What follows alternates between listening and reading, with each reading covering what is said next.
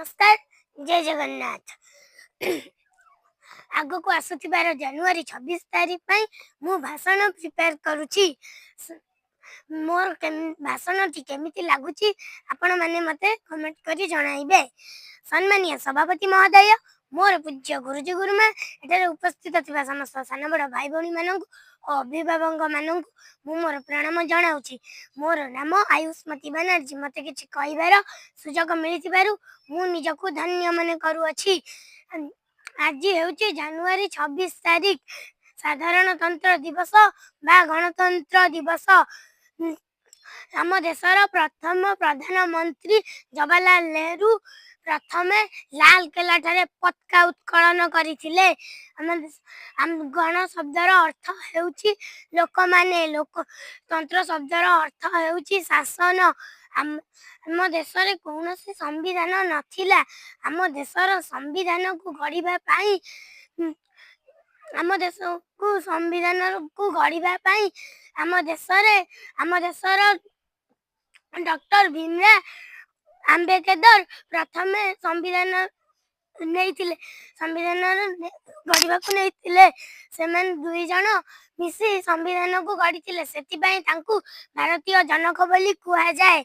आम देशर संविधान गठन करिबा पाई दीर्घ 2 वर्ष 11 मास 17 दिन समय लागिथिला। बंधुगण, आपण माने भाबुथिबे जे मु 17 दिन काहे कहली। आपण माने यूट्यूब रो देखि पढ़िथिबे जे यह 18 दिन, किंतु यह संपूर्ण भाबे भूल। मु जा कहूची यह संपूर्ण भाबे ठीक।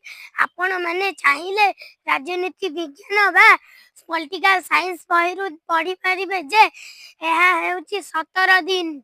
आम देशर संविधान तैयारी करिबा पाई आम देशर संविधान 1950 मसीह रे तैयारी होइतिला।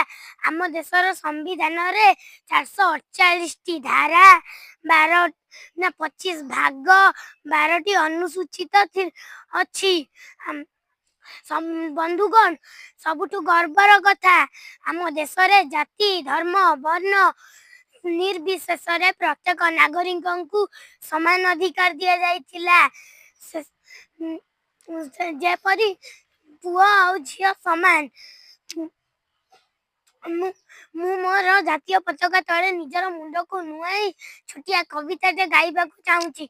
स्वाधीन स्वाधीन आमे स्वाधीन किए अछि आम परी, आम तिरंगा को जे आखि उठाई छाती की ताहार देबु चिरी। आम देशर जवान सबुठु महान जीवु किया को डरी। रक्त बुआइबु नहेले मरिबु आसीबुनी केबे फेरी। आसीबुनी केबे फेरी। लंगड़ मुन्नरे ए देश पक्षरे सुनार फसल धरी। करुथिबु गान जनगण मन वीर सैनिक परी। त्रिरंगा पताका धरी। मु एतिके कही मोर वक्तव्य शेष करूची। जय हिंद। भारत माता की जय।